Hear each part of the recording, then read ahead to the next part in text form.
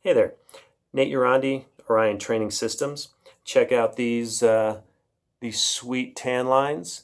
They're from a ride I did yesterday, about 113 miles with nearly 3 miles of vertical with a buddy of mine. And what that means is that I sweat a lot, I fatigue a lot, and unfortunately, I end up possibly cramping on rides like that. And you know, people think, oh, it's electrolytes, oh, it's dehydration. It's neither of those things. This is something that's become more and more prevalent in my training or my long training over the years, and I'm really kind of vexed with how to fix it. The research I've done more recently is that it's not a muscle fatigue issue. It's not a dehydration issue. It sure as heck isn't an electrolyte imbalance issue. What it boils down to is it's at the cellular level. It's at the neurons of the muscles when they fire. So think of your heart pumping at a regular rate. Think of that rate increasing when you work out. But think of defibrillation, and that's the issue of when your heart goes from pumping like this to doing this, and all of a sudden the blood stops flowing, and your heart's beating nearly 300 times a minute, and people die from that, unfortunately. So think of your muscles firing in a similar way.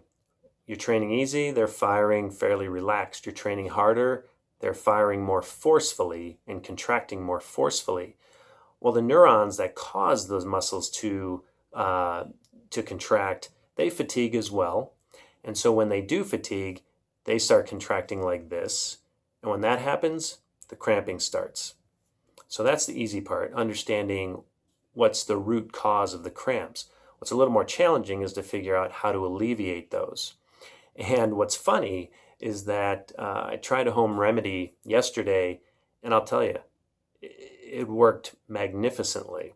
And so I'm kind of sold on it. I was a little skeptical at first, but the magic solution is pickle juice. And you might ask, well, why doesn't the electrolyte-infused carbo drink that I drink alleviate muscle cramps? It's the wrong combination, and the water in that, as well as the electrolytes themselves mixed with the carbs, that's not what your body's looking for.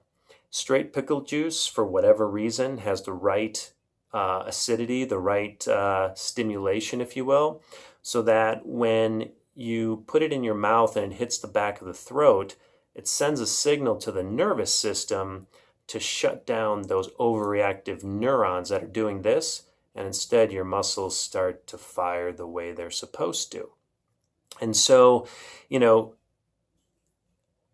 for me, the telltale signs are my low back gets stiff, then I start to feel some tension in my glutes, and that starts to go down into my thighs and hamstrings, and either my hamstrings cramp up, my quads, or both, and then it's game over.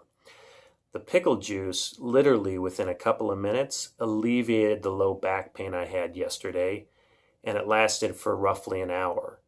And I was still climbing hard and all that. So it actually allowed me to get back to my regular rhythm. And then when I felt the onset again, I took another swig, swished it around my mouth, let it sit there, swallowed it down, and again, like magic, the telltale signs went away. So, obviously carrying around a jar of pickle juice is not practical. So what I would suggest is take a gel flask or two, fill them up, and take half a gel flask at one time in your mouth, swish it around, swallow it down. When you feel your own telltale signs of cramping that are, where cramping is imminent.